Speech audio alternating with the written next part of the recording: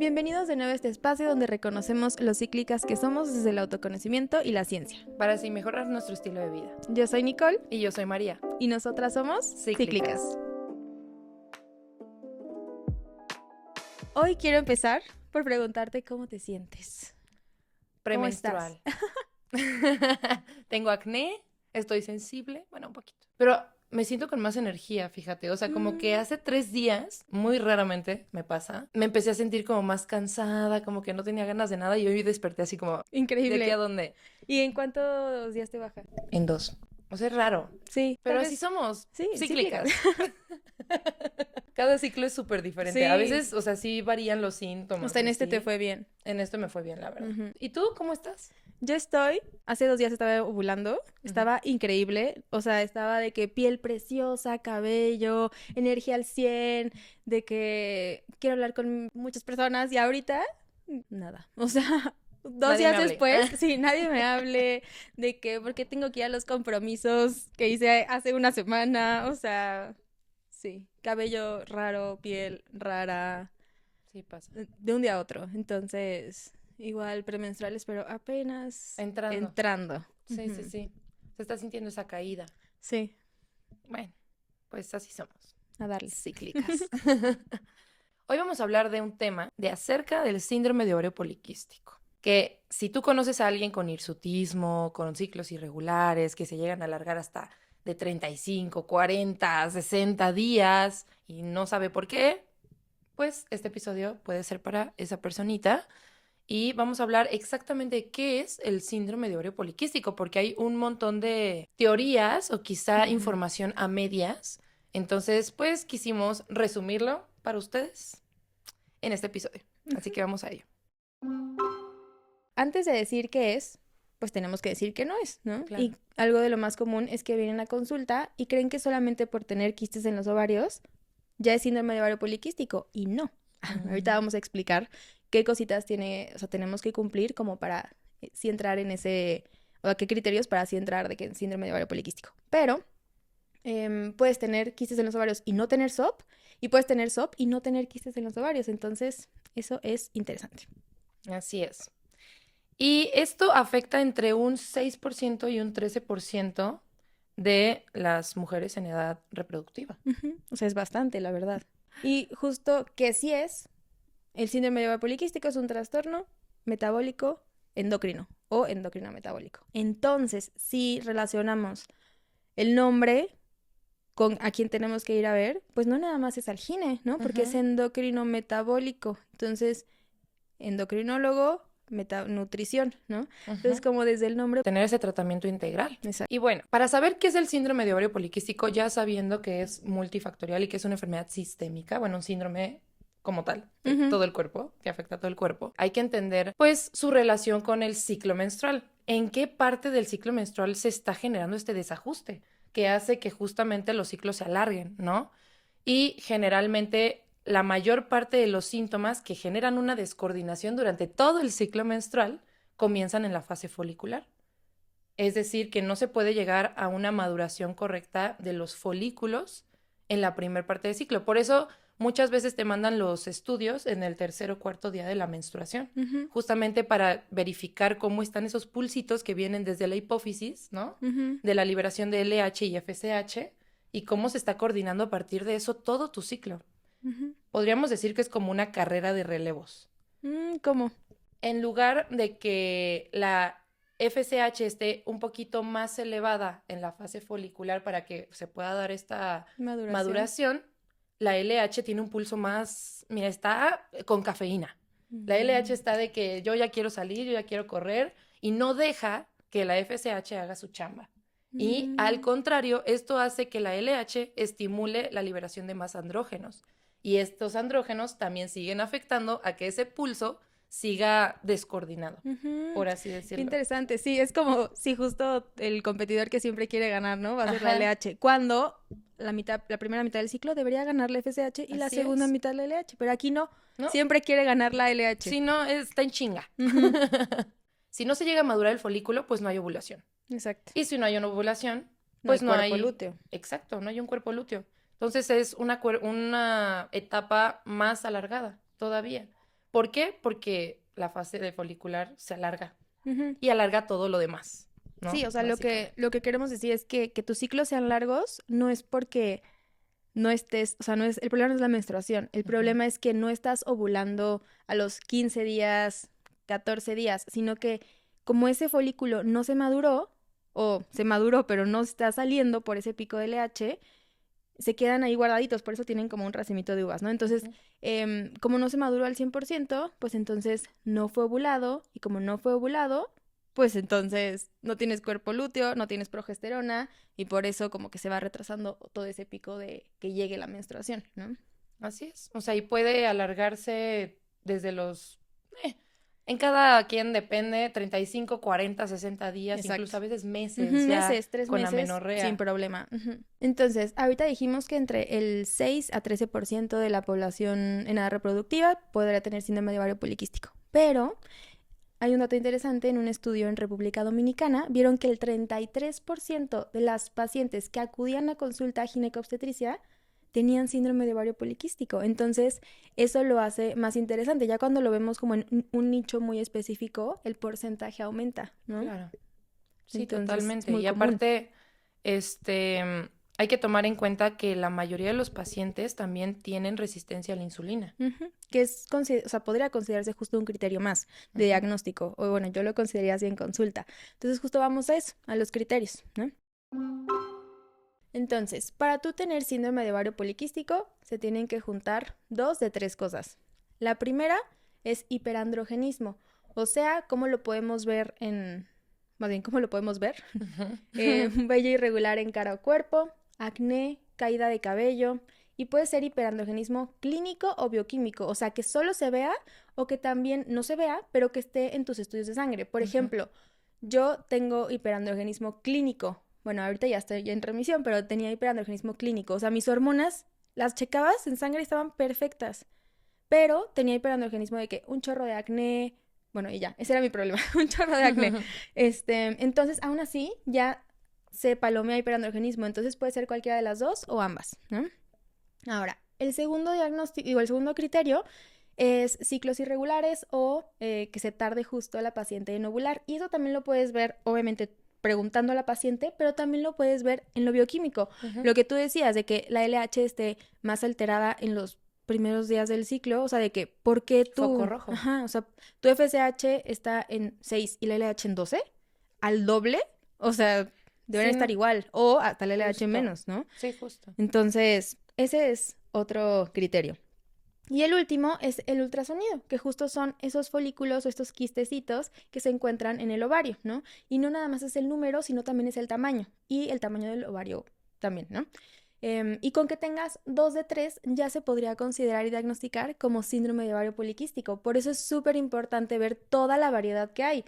Hay pacientes que no tienen los quistecitos y sí tienen síndrome de ovario poliquístico. Hay paciente que tiene, no sé, ciclos súper regulares, pero sí tiene quistes y sí tiene hiperandrogenismo. Entonces, todas somos diferentes y por eso el tratamiento también debería ser súper específico a tus síntomas, no nada Claro. más a tu diagnóstico, ¿no? Claro, completamente. Y por ejemplo, o sea, muchas que van al gine y nada más le encuentran los quistes en los ovarios, bueno, los folículos Ujú, no maduros y ujú. secuestrados, Sí, sí, por así sí. decirlo, y no tienen ningún criterio más y ya le dicen, eso no.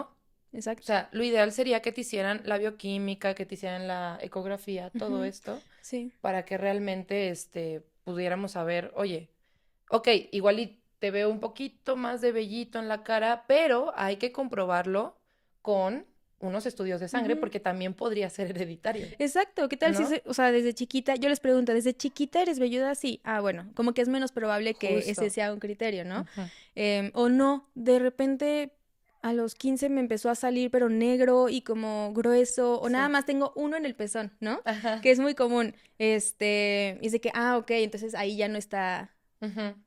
más bien ahí sí ya está más raro, ¿no? Sí, justo. O sea, y creo que esto es muy importante mencionarlo porque, bueno, en comunidades latinas es más común que seamos más velludas, Ajá, ¿no? En exacto. general, o sea, Ujú. por genética. Entonces sí, chéquenlo también con estudios de sangre. Uniéndolo a lo de la resistencia a la insulina, justo yo también lo veo en consulta como si fuera un tercer criterio. Estos que les platicamos, nada más como dato curioso, se llaman criterios de Rotterdam, ¿ok? Y son como ya los últimos que aprobaron y que fue como, con eso nos vamos a basar y con sus fenotipos, que es lo que les decía de que unas pueden tener una cosa, otras otra y así, ¿no? Entonces, regresando a la resistencia a la insulina, de un 50 a un 70% de las pacientes con síndrome de ovario poliquístico tiene resistencia a la insulina. Por eso yo lo consideraría dentro de un criterio más y obviamente lo consideremos o no, siempre, siempre, siempre hay que revisarlo. Muchas veces sí se puede ver con una insulina basal, muchas veces no, muchas veces tenemos que hacer una curva de insulina, ¿no? De que cómo reaccionas antes, durante, después de comer, pero la verdad, casi siempre, y más en México, con una insulina basal podemos confirmar que lo Sí, hay. justo. Sí, no nada más se chequen la glucosa, es importante sí checar en estudios también insulina, Ujú, ¿no? Porque luego, nada más se checan la hemoglobina glucosilada, la glucosa sí, y ya con eso, y no, sí, o sea, insulina. tu glucosa puede estar bien mucho, mucho tiempo antes de una alteración, pero tu insulina ahí sí te dice desde que está empezando la enfermedad. Ujú, No se esperen a que su insulina esté en 24. Si está arriba de sí. 10 ya hay que ponerle ojito ahí, ¿no? Ujú. Y hablando, por ejemplo, o sea, ¿cómo podría fomentar la resistencia a la insulina que siga habiendo pues más hiperandrogenismo?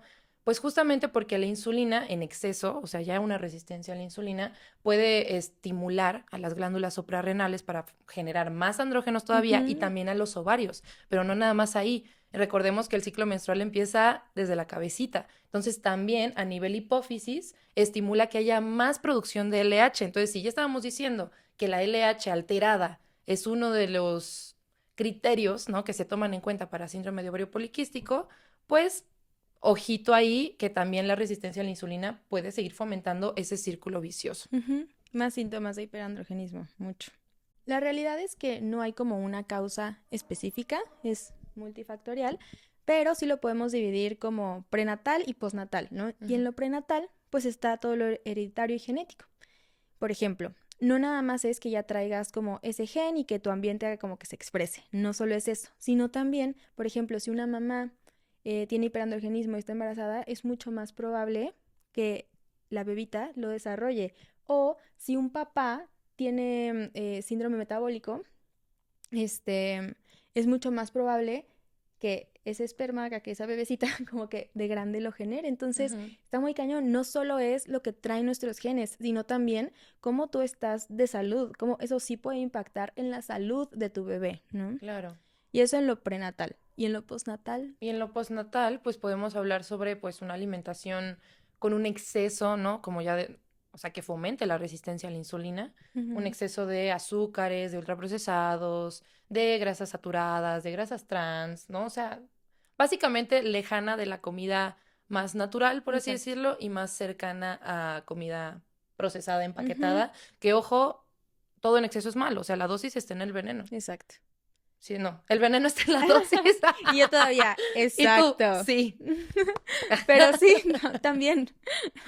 El veneno está en la Sí. dosis al final de cuentas. Entonces, pues ese es un factor, ¿no? Ujú. También el sedentarismo o tener ya dislipidemias de que tienes los triglicéridos hasta el cielo. O sea, Ujú. básicamente síndrome metabólico Sí, o sea, todas las en toda su áreas del expresión. estilo de vida, o sea, Ujú, cómo duermes, cómo te estresas, cómo comes, cómo haces ejercicio, bueno, más bien si haces o no ejercicio, los plásticos, o sea, tu medio ambiente, todo, ujú. todo, todo es lo postnatal que puede afectar y que puede ayudar a que se desarrolle ese síndrome de ovario poliquístico. Y ojo, aquí me gustaría mencionar que muchas veces la recomendación podría llegar a ser nada más baja de peso y ya.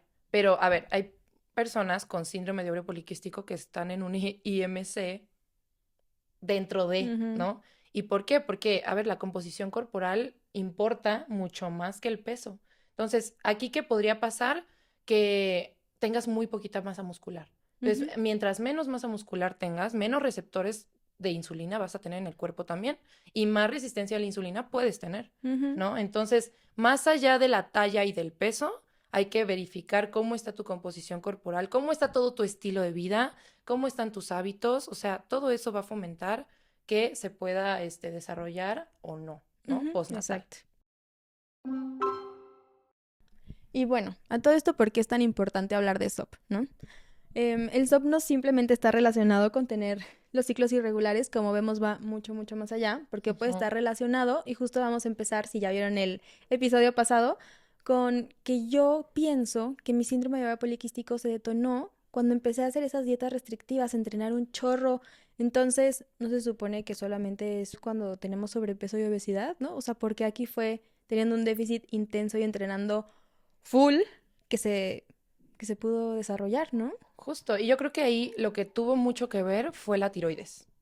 O sea, ese desgaste, porque cuando nosotros estamos en ese tipo de estrés crónico, ¿no? Ujú, Por dietas extremas, por hacer demasiado ejercicio, o sea, puros estresores en el cuerpo, una restricción calórica no controlada, por ujú. así decirlo, pues o sea, la tiroides es de las primeras afectadas. ¿Y qué pasa cuando la tiroides se afecta? Pues las hormonas tiroideas en desbalance también pueden afectar directamente a nuestro hipotálamo. Y eso genera que haya una alteración directa también sobre FSH, o sea, la hormona folículo estimulante y la hormona luteinizante.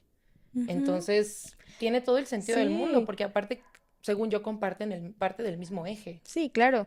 O sea, el hipotálamo es la orquesta de todo. Ujú. Ovarios, pero también tiroides. Tiroides. Entonces, como vemos, va mucho más allá de un ciclo irregular. Puede, o sea, tener que ver con desbalances tiroideos, con Ujú. resistencia a la insulina, como lo platicamos, inflamación crónica, enfermedades cardiovasculares, como al final se aumenta muchas veces o ya viene acompañado de colesterol y triglicérido alto, Ujú. pues mayor riesgo de enfermedad cardiovascular, problemas metabólicos, fertilidad, que ya luego lo tocaremos por aparte, Ujú. infertilidad y obviamente ansiedad, depresión, sí como justo mencionas lo de la tiroides que se puede, o sea, puede estar como desregulada por ese estrés. Pase directo a depresión, Exacto. ansiedad. O Ujú. sea, está muy cañón. O sea, si se dan cuenta, nuestro ciclo menstrual es un signo vital. Y observarlo y saberlo observar, ¿no? Y entenderlo, al final nos puede dar muchísima información de cómo estamos de salud a nivel general, Ujú. cada mes. Entonces, chéquenlo, muy importante. Sí. Y lo más triste es que muchos de estos síntomas, como justo infertilidad o mucho vello, acné, pues no nada más perjudican tu salud física, sino también emocional y social. Dejas de salir con tus amigos porque no te sientes bien, baja tu autoestima. Entonces, sí hay que darle muchísima más visibilidad e importancia a cada uno de estos síntomas y saber que no estás sola, ¿no? Claro. Y de hecho, en la OMS, nos cuentan que hasta el 70% de las mujeres con síndrome de ovario poliquístico no están diagnosticadas. O sea, es una estimación. Y Ujú. aparte, que se pueda dar este diagnóstico tarda años. Sí. Entonces, sí, necesitamos hablar muchísimo más sobre este tema que puede estar afectando a más personas de las que tú crees que conoces. Y las que sí llegan a estar diagnosticadas, lamentablemente la mayoría reciben la única recomendación de baja de peso y toma pastillas anticonceptivas. Que ahora, como ya sabemos todo lo que afecta en el cuerpo, pues es algo demasiado simplista, Ujú. demasiado reduccionista, pero eso lo vamos a ver en el siguiente episodio. Cuídense. Bye. Bye.